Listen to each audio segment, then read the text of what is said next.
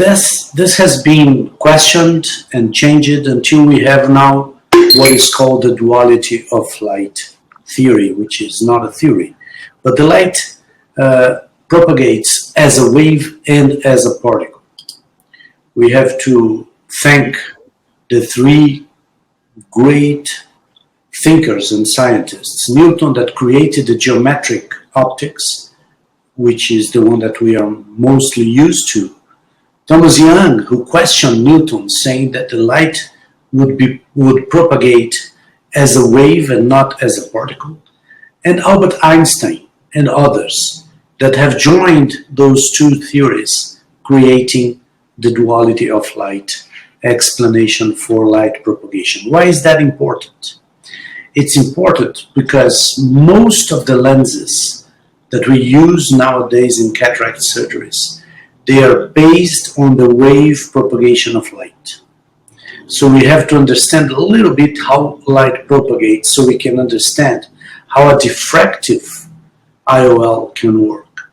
So by definition, a diffractive IOL is the one that uses wave propagation to achieve its optical qualities, okay? So as I said, Newton was the one who taught us in 1700s that the light propagation could be very well reported using geometry. But Thomas Young was the one that explained why we have a rainbow on soap bubbles, because this can only be explained by the theory of wave propagation of light. And Albert Einstein joined it with the duality of light theory.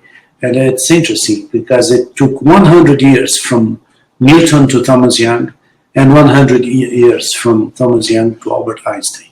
And nowadays we think that 1 year is a lot of time. So I will start with an example of spherical aberration. Okay, let's take a look on the cornea and look at the shape of the cornea. So corneal asphericity means how much the cornea flattens or steepens from its center to the periphery. Okay, so you have here a normal cornea which has a Q value, and a Q value is a number of that is related to the corneal asphericity that makes the cornea goes from steep to flat from its center to the periphery.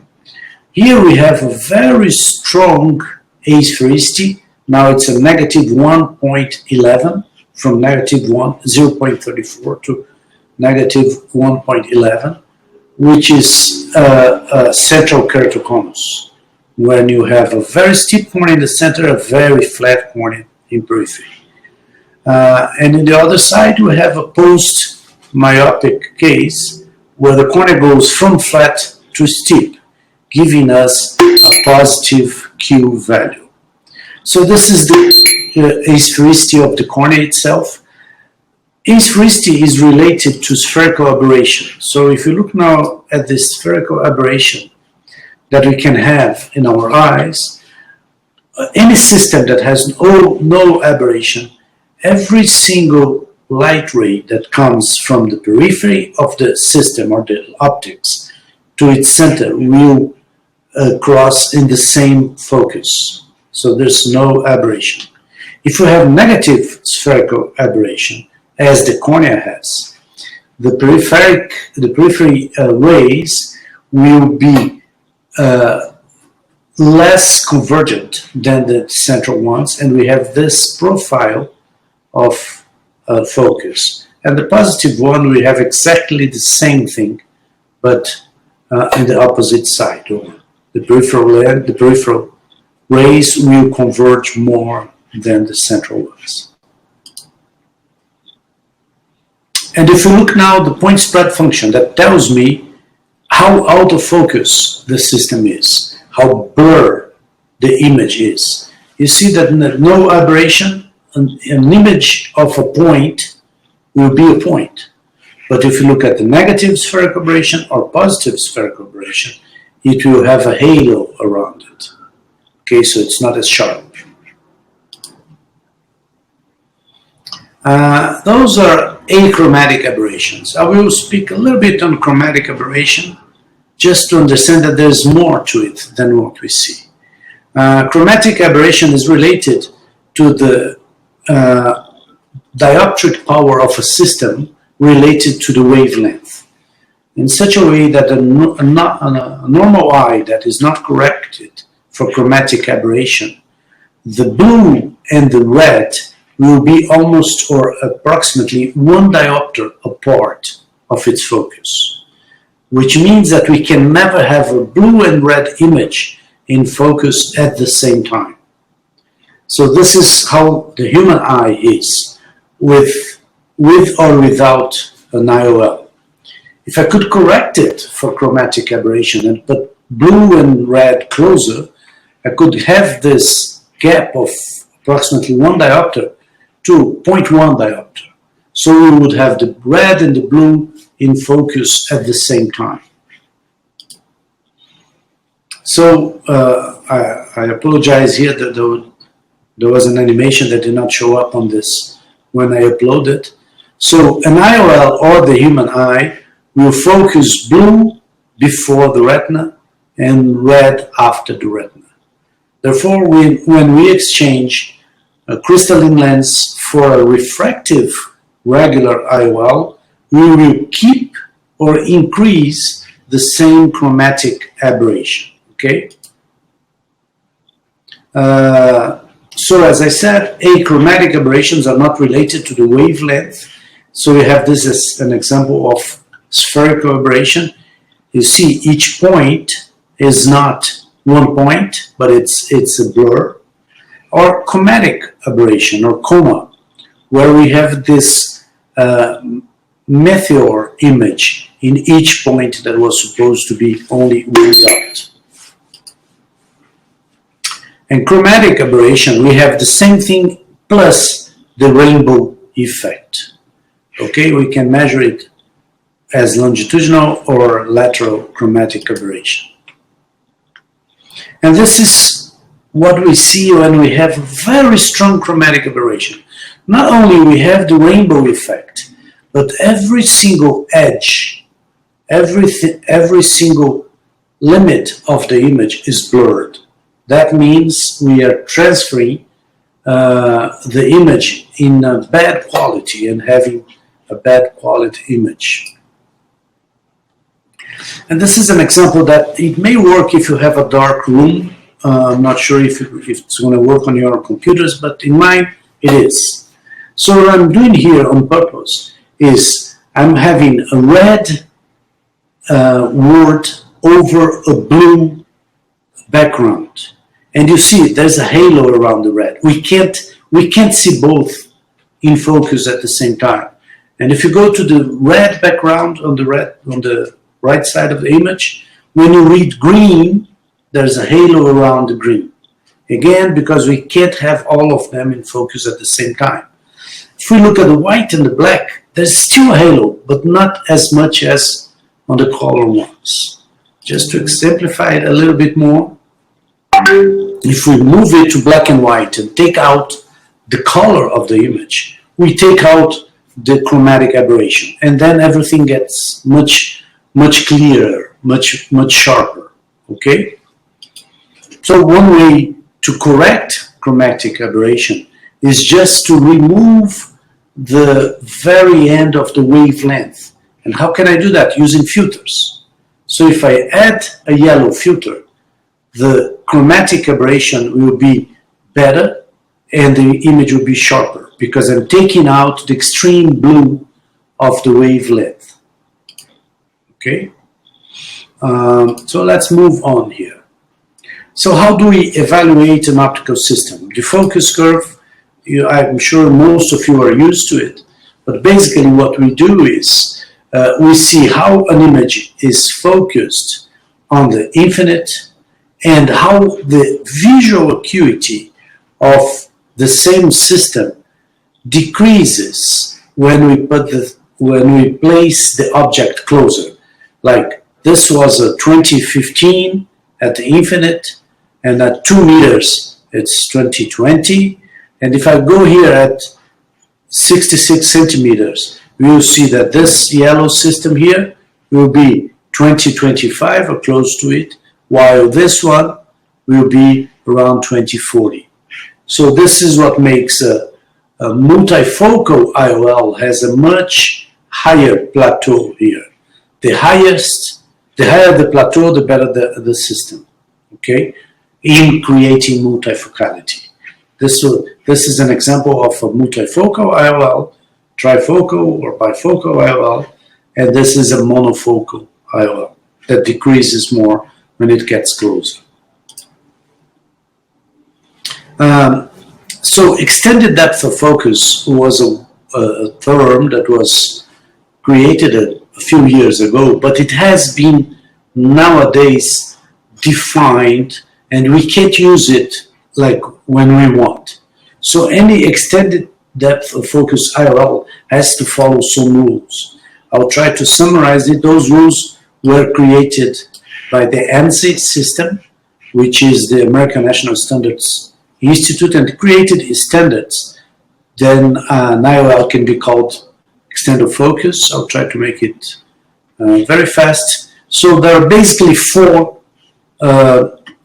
criteria that it has to achieve to be considered an extended depth of focus IOL. So if I compare to a monofocal IOL, it must present a statistically significant superior visual acuity at 66 centimeters. The median visual acuity at the same distance must be at least 20/30. It must present a tolerance of half diopter when tested at 20/30 optotypes, and the distance visual acuity at infinite must be statistically not inferior to a monofocal IOL, plus or minus 1 line. So again, to exemplify that, you see here, so we have here a monofocal in brown and a multifocal in blue, or an extended depth of focus in blue. So the distance can be within 1 line, not statistically inferior. It has to be better than 20/30, the distance visual acuity.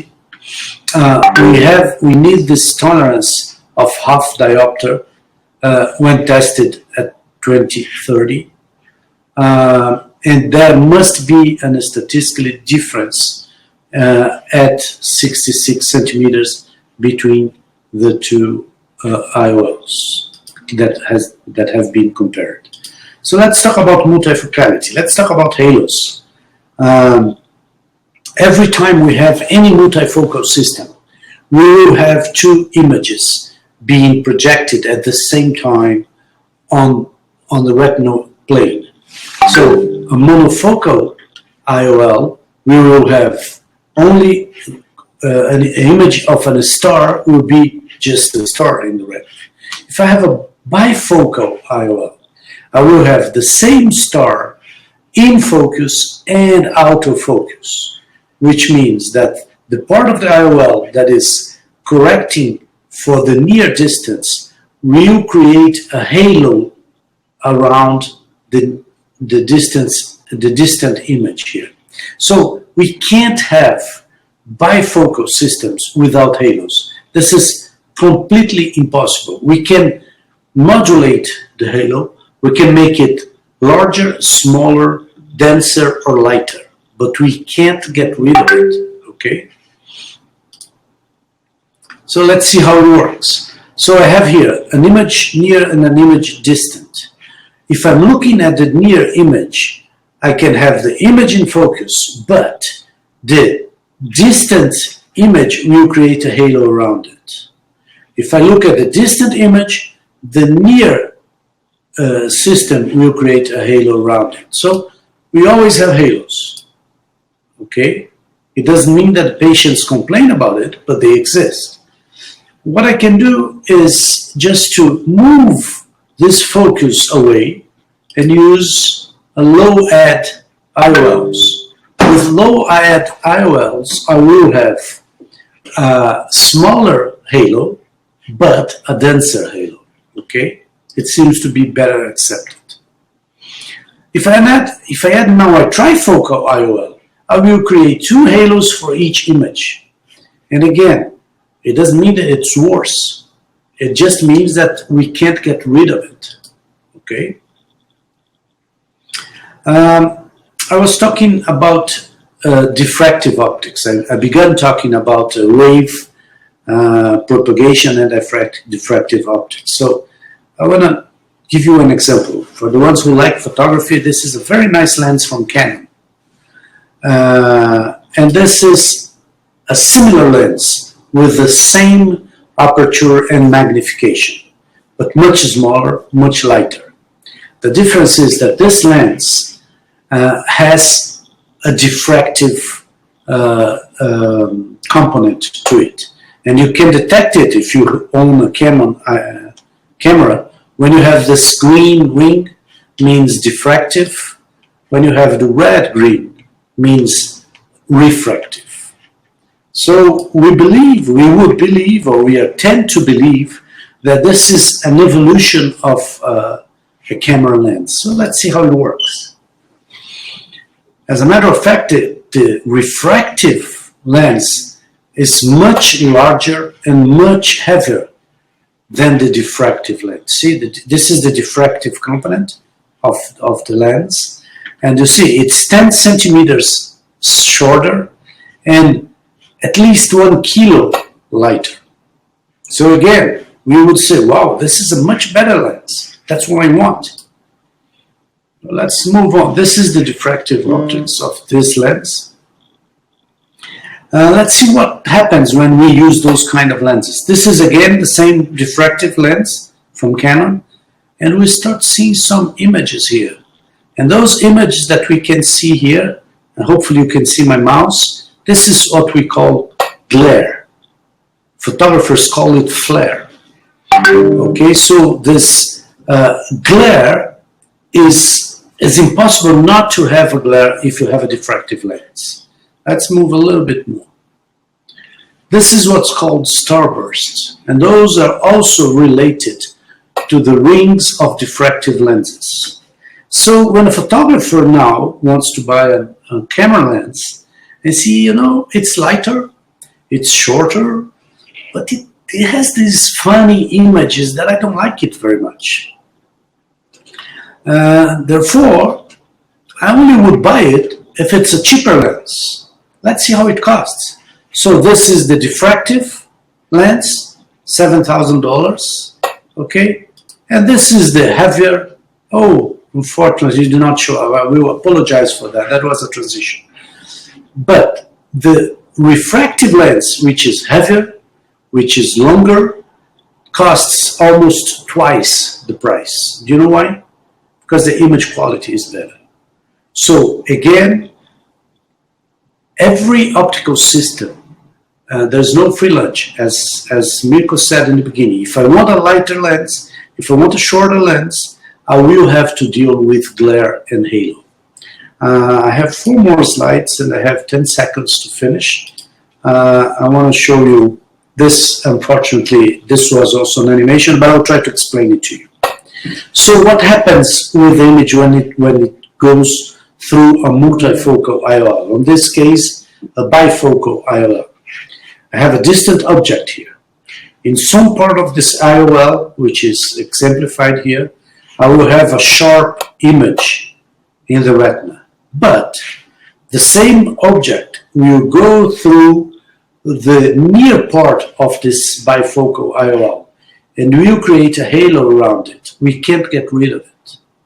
And to get it worse, if I have an external light now, external source of light, this external source of light will reflect and not more refract. It will reflect on the flat surfaces of the rings and will create what we call starburst or glare. So halo and glare, we can't have bifocal diffractive IOLs without halo and glare. We can modulate it, companies are doing a great job in doing it, but we can't get rid of it.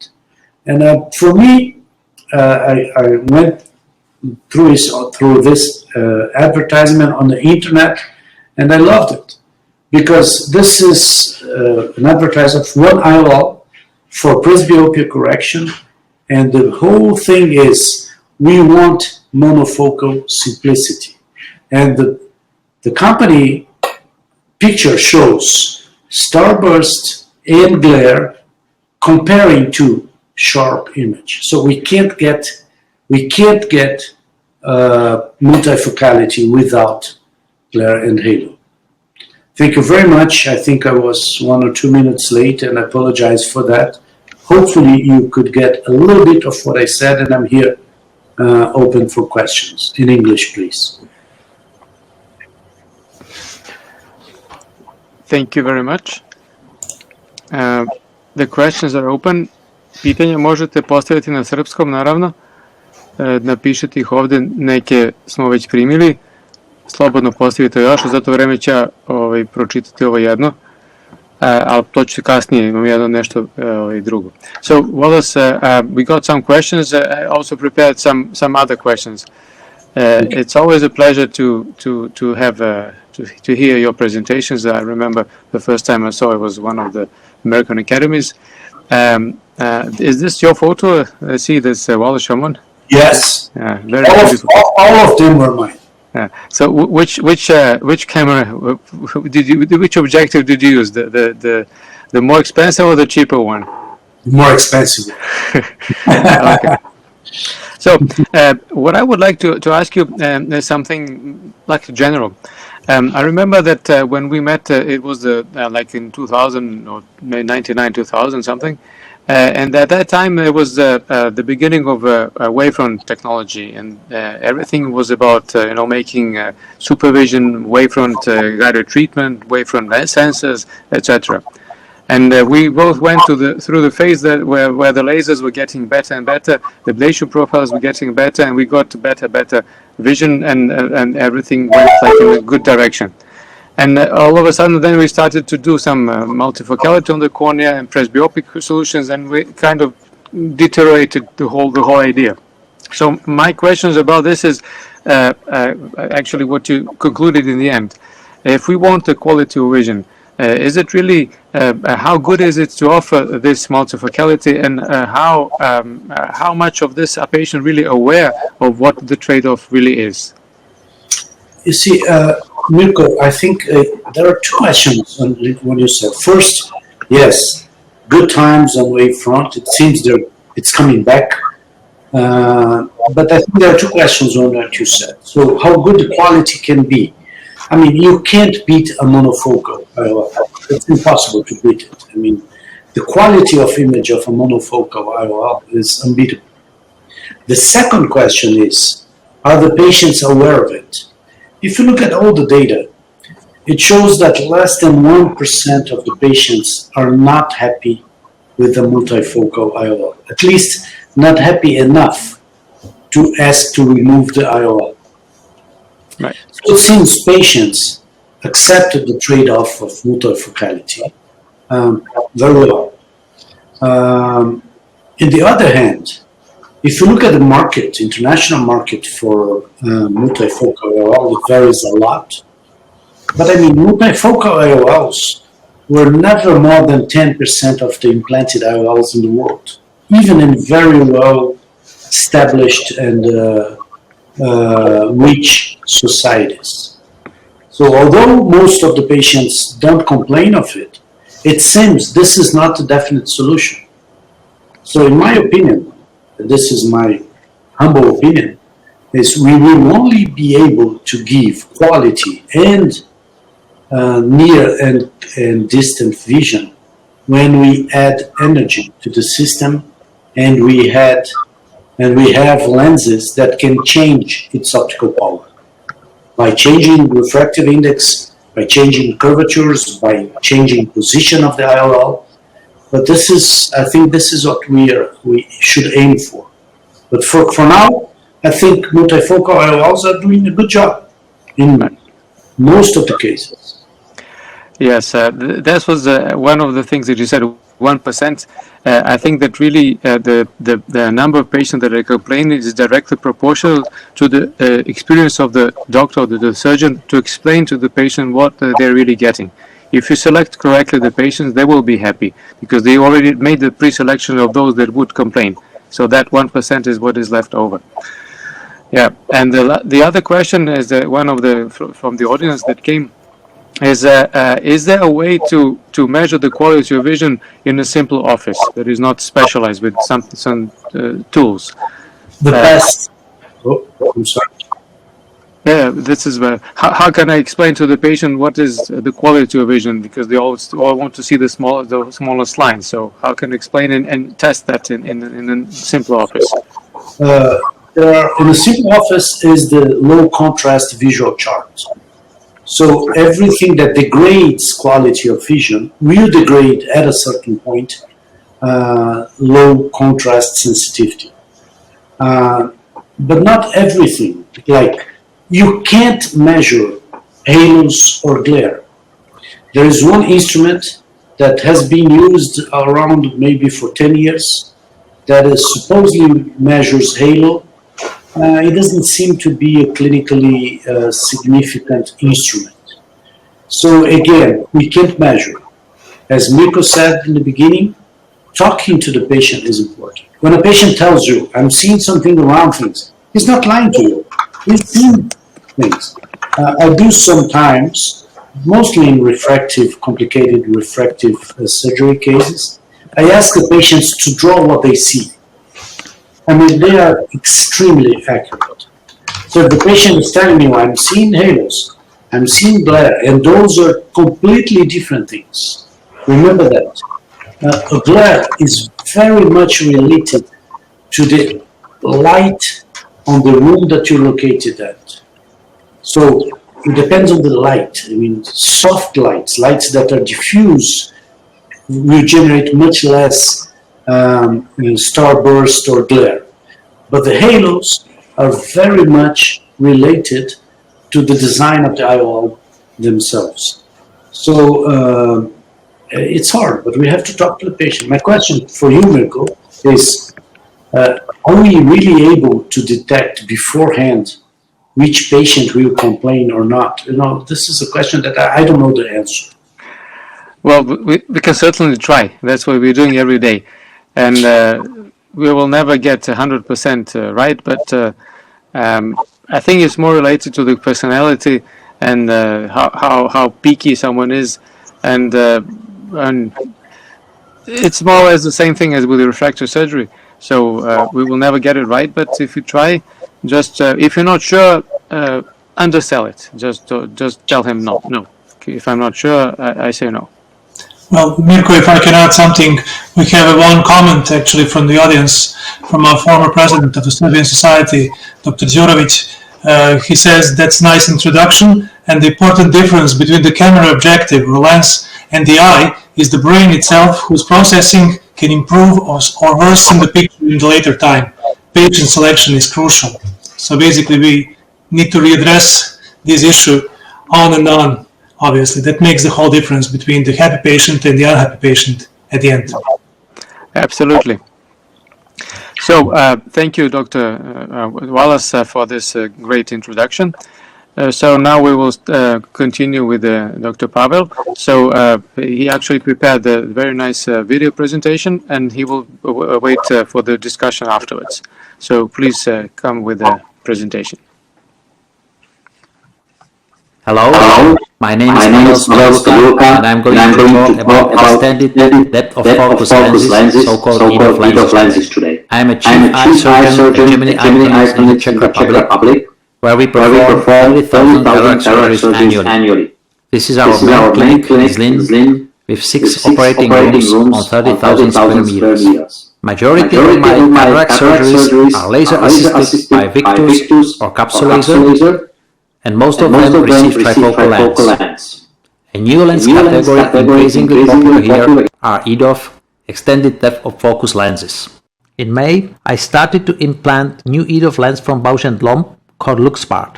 I happened to perform the world's first LuxSmart implantation. My presentation today will be about EDOF lenses and LuxSmart in particular. Why do we need more than monofocal IOLs? Because people want to see not only to distance, but more and more to mobile phones, computers, tablets, car dashboards, and so on. Where can patients see with different IOLs? Look at this chart. With monofocal basically only to the distance, with EDOF also to intermediate, bifocal provide distance and near, and trifocal cover all three distances for the price of high risk of dysphotopsia. So let's focus on EDOF lenses now. EDOF IOLs increase glass independence by improving intermediate vision with minimal impact on distance vision quality. EDOF creates visual zone instead of focal points and reduces halos and glare compared to trifocal IOLs. Extended depth of focus comes with a compromise between an optical quality and extended range of vision. EDOF IOLs need to provide the right balance of depth of field and contrast sensitivity because by increasing the depth of field, we decrease contrast sensitivity. What is the main principle of EDOF? That instead of one sharp focus, there is a range of foci. The range of foci provide a range of uncorrected vision, typically to distance and intermediate. What is the definition of EDOF lens? American National Standard Institute has recently developed criteria defining EDOF IOL. Depth of focus equal or greater 0.5 diopter than monofocal. Distance corrected intermediate visual acuity at 66 cm superior to monofocal. And better or equal 0.2 logmar, which equals 0.63 decimal in 50% of eyes. Corrected distance visual acuity non-inferior to a monofocal, at least 0.1 logmar. And there are no criteria regarding visual disturbances for EDOF IOLs defined. There are three main EDOF IOL technologies. Number 1, diffraction, number 2, refraction, and number 3, pinhole. Let's touch each of them now. Diffractive EDOF technology is typically represented by Technis Symphony from J&J with 1.75 addition for intermediate vision. Refractive EDOF optic is created by a more or less sophisticated central bump with increased optical power. Refractive EDOF is represented by isofocal isopure, blue for trifocal, red for EDOF, and green for bifocal IOLs. You see distance, intermediate, and near vision on the chart, with red horizontal arrow showing wide range from distance to intermediate for EDOF lenses. Why some patients would prefer EDOF over trifocal? Because there is less dysphotopsia with EDOF. There is also narrow adaptation needed for EDOF IOLs, but blue for trifocal, red for EDOF, and green for bifocal IOLs. You see distance, intermediate, and near vision on the chart, with red horizontal arrow showing wide range from distance to intermediate for EDOF lenses. Why some patients would prefer EDOF over trifocal? Because there is less dysphotopsia with EDOF. There is also narrow adaptation needed for EDOF IOLs, but it is far less demanding compared to trifocal, although still individual. So, whom is a typical EDOF patient?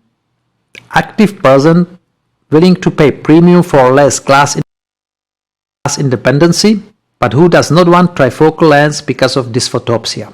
So why EDOF IOLs?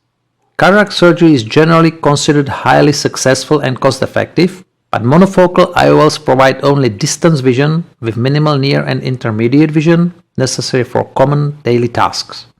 EDOF patients seek social range of vision, which allows to see intermediate and distance for daily activities. Whom EDOF? EDOF IOLs are typically implanted to people using mobile phones, computers, tablets, looking at car dashboards, and so on. Well, this applies to most of the current population, correct?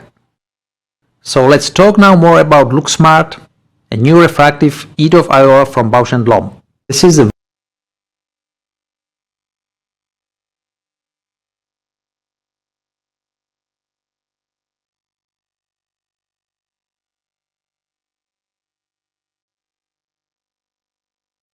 fragmented lens material is phaco-aspirated. The remaining cortex is aspirated by biaxial cannulas. The capsule is cleaned. Here is the LuxSmart EDOF IOL and its injector, which is rinsed with saline solution to activate the inside coating for smooth lens delivery. cartridge is closed and delivery system is filled with viscoelastic.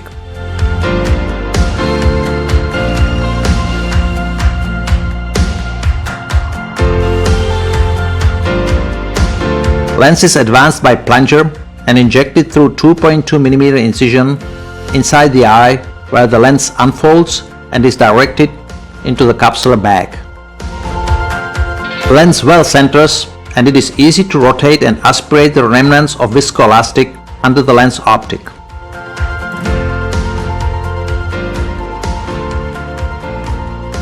Incisions are closed by hydration to conclude the surgery. Here we see a decomposition of aberrations of LuxSmart center bump with increased optical power. According to this paper, a combination of spherical aberrations 4th and 6th order of opposite sign increases depth of focus more than 3 times for pupils larger than 4.5 mm. Therefore, this combination of spherical and 6th order aberrations was chosen for LuxSmart optic.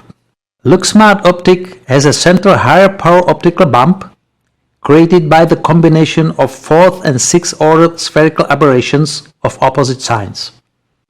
There is a smooth transition of center bump to the periphery, and the periphery of this lens is monofocal aspheric surface.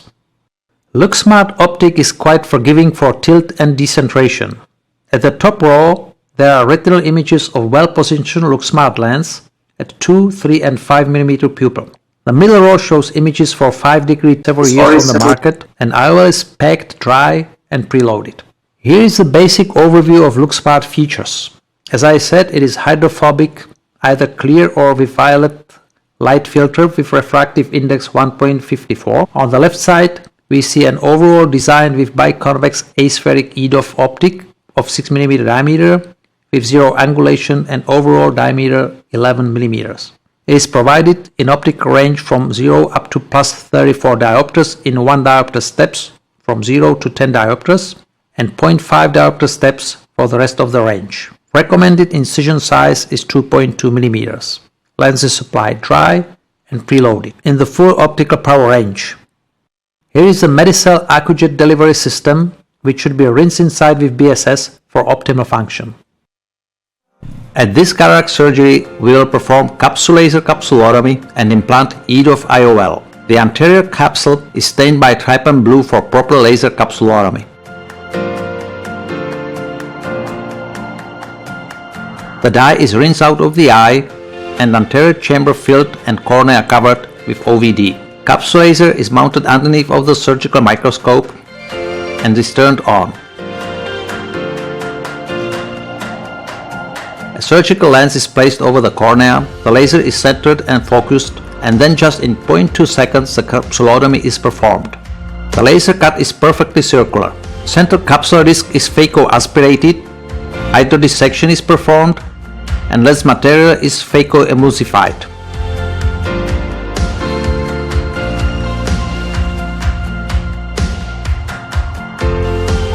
Lens cortex is aspirated by biaxial cannulas or around the capsular bag circumference.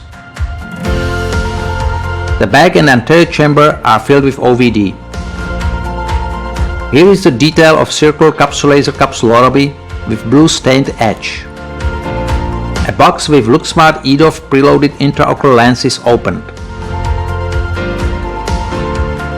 Here is the lens itself in the AccuJet injector. The inside of the injector is rinsed by saline solution to activate the coating for optimal smoothness.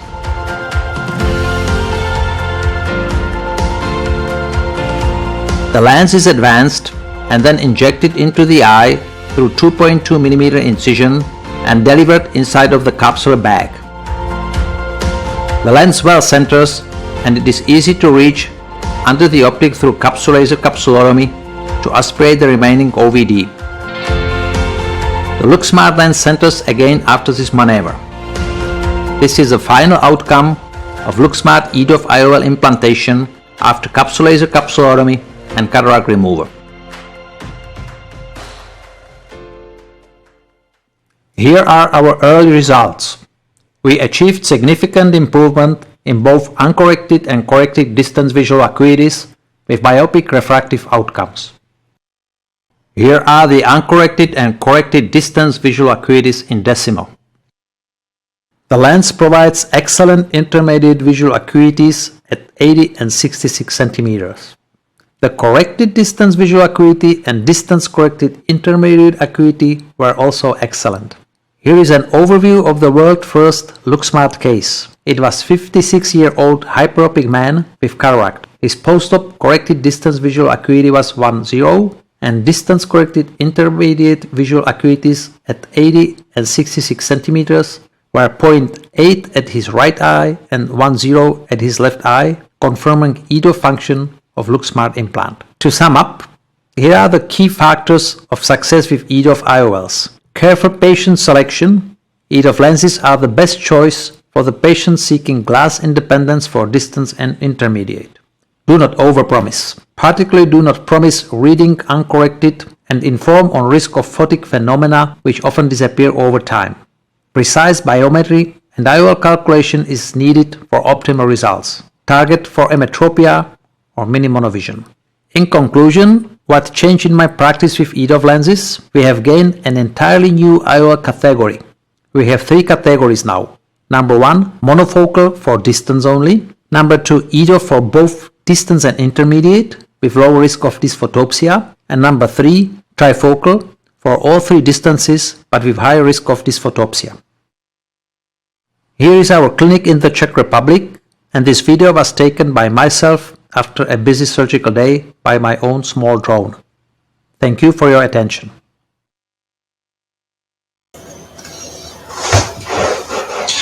Thank you, Dr. Tudulka.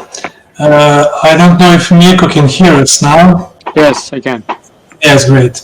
So thank you for the great lecture. And for the time being, we don't have any questions from the audience. So if I can ask you, maybe, so we were speaking about patient selection. Do you see the group of patients that were not qualified for the multifocal IOLs and that you can implant in the EDOF lenses, especially LuxSmart? Well, yes. To start with, number 1, I'm the surgeon who implants majority of my own patients with trifocal lenses. It's like, it used to be like over 80%, and now it dropped somewhere to about 70%, and then the next 20 is EDOF, and then 10 is monofocal. That's just my own patients. In the whole volume of our clinic, it's a different proportion, but anyhow, the EDOF patients somehow fit in between the trifocal and monofocal groups because of the 2 main reasons. Number 1, the EDOF patients are the patients who really want something extra. They are afraid of halos and glare associated with diffractive technology of current trifocals. And number 2, that's a group of patients whose retina, I mean the central retina macula, is not really the best, but still not that bad. So we can still say, well, you very likely can long-term benefit from EDOF lenses, but we would hesitate to implant trifocal because then you can run into a problem. The same applies also to dry eye patients, which we see more and more, and I think we face something like a global explosion of dry eyes. So again, with a mild dry eye, the EDOF lens is still viable, while I wouldn't really recommend the trifocal lens for dry eye patients. And also one more question for you and also for Professor Shimon. Do you have any experiences with mixing and matching standard multifocals and EDOF lenses? There are some experience in the past, but I don't know. Do you have any? Well, I'm not really a great fan of mix and match. I generally typically would go with either trifocal or EDOF or monofocal in typical cases. But having said that, after our initial experience with EDOF lenses and particularly with the LuxSmart, we were surprised that not only there is a absolutely significant improvement of intermediate vision, but surprisingly quite a number of patients can read uncorrected. We do not promise that, but some of them can read. So now I really lean towards that mini monovision, non-dominant eye targeted minus 0.5 or 0.75. So I don't mix the lenses, but I make each eye a little bit different with the target. And that really enables me to get a high satisfaction because people then see distance, intermediate, they can also read a bit. And that's patients very much appreciate that. So we do not promise the reading, but we do achieve that quite often. And we have a question from the audience regarding that. Do you have experience with mix of mini monovision with monofocal and EDOF? We would typically just do the same EDOF lenses, both eyes, and just shift the target. I wouldn't really typically combine the two type of lenses. I think it's possible, but I don't see that as the best way and not the easiest way. So I try to make my life easy and the life of our patients. So typically the same lens for eyes. I'd like to agree with Dr. Stoduka. I think the best quality of vision regarding dysphotopsia is mini monovision with EDOF, especially if it's a refractive EDOF. So this is probably the best one. I do some changes in asphericity, especially for the near eye, which gives you the better depth of field for near, which is important. But definitely, I mean, if the risk is to complain of glare and halos, refractive IOLs, EDOF with monovision or mini monovision, whatever, would be like the most happy patients. Thank you. We have one more question from the audience for Dr. Stodulka. What is the follow-up period of those 6 eyes? I believe it's referring to your paper. Did you have any dislocations due to haptic geometry which has low resistance to capsule shrinking? Good question. Nowadays we have a few hundreds of eyes, and the follow-up is now, over 1 year. So we haven't seen a single significant IOL shift dislocation and tilt. I think the hydrophobic lens is, more firm compared to hydrophilic, which results in a little bit more difficult implantation, quite often a little bit larger incision, and also a slower unfolding. But as soon as this hydrophobic lens is unfolded and properly placed in the eyes, it really holds reliably the position. So I think it's pretty safe.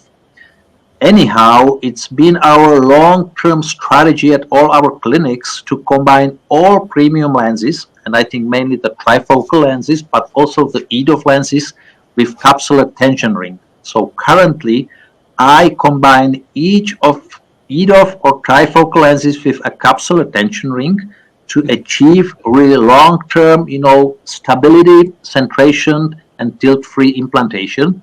So I really recommend that. But with the hydrophobic LuxSmart IOLs, we didn't see, shift in IOL position due to the shrinkage in the back, even without the capsular tension ring. I have a question from the audience which is related to this, but mildly. We talked about monovision, like mini monovision, but this question was actually about the monovision with the monofocal lenses. If we think about that, what would be your choice of monovision with the monofocal lenses, and what would be the amount of myopia that you would leave in the non-dominant eye for both presenters? I think that, if I can start, I think it's an excellent question. I actually did this solution to both of my parents when I did the surgery on them, but it was way back before the trifocals.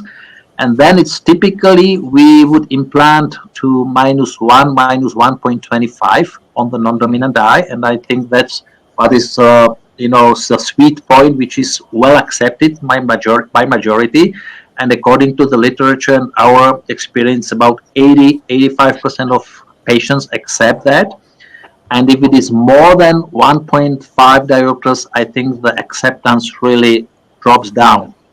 But having said that, nowadays with EDOF lenses, there is much less need for many monovision, because typically with LuxSmart lens you get, according to our statistics, uncorrected vision from 57 centimeters onward without the monovision.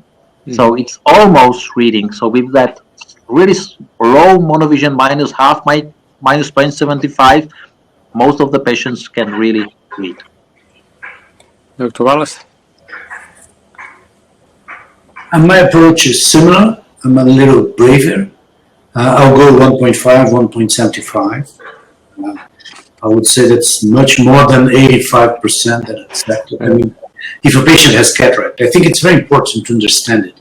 Yep. A patient that has cataract accepts monovision with no problem. If a patient is old, and there are many, many papers talking about the plasticity of the brain on elderly people, they just don't complain. So I'll go that. And there's another issue, but if we start discussing that, we won't finish it.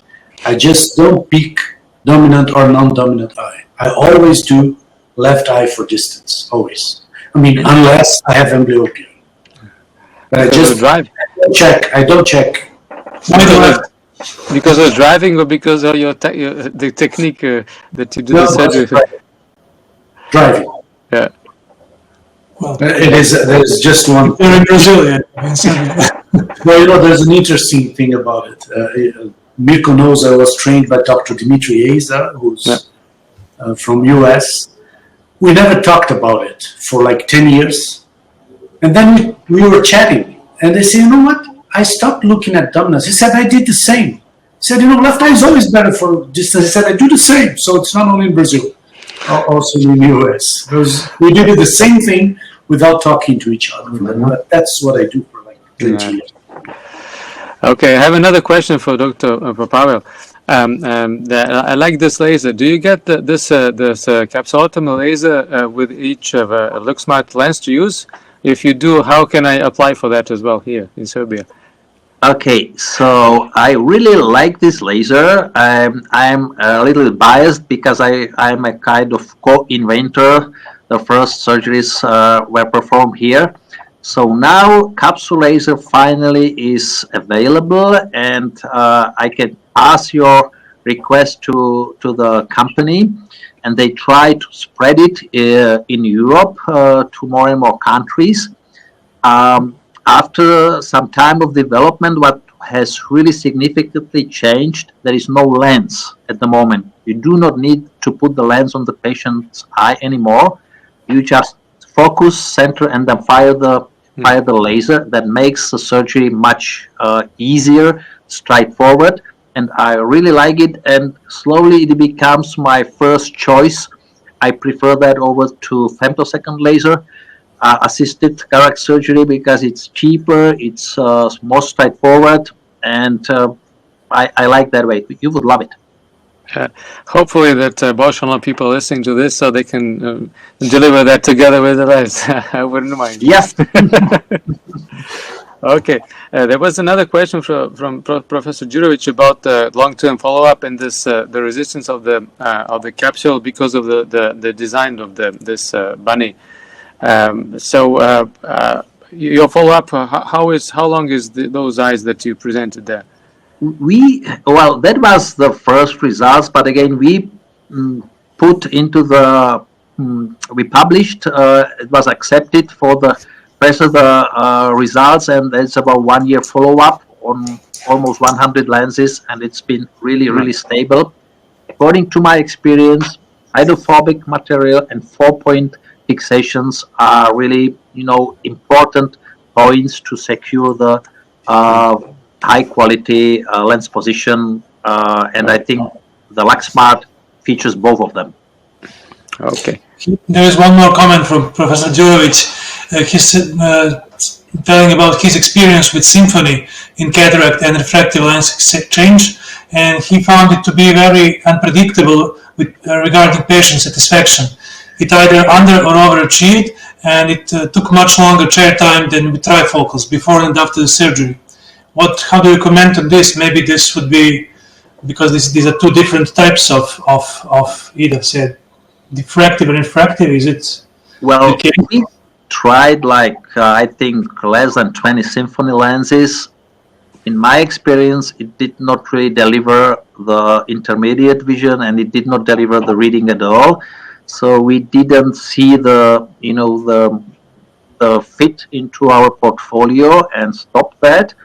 And with LuxSmart and some similar lenses, I think it really has the potential to find these 20-30% of the share in between the trifocal and monofocal.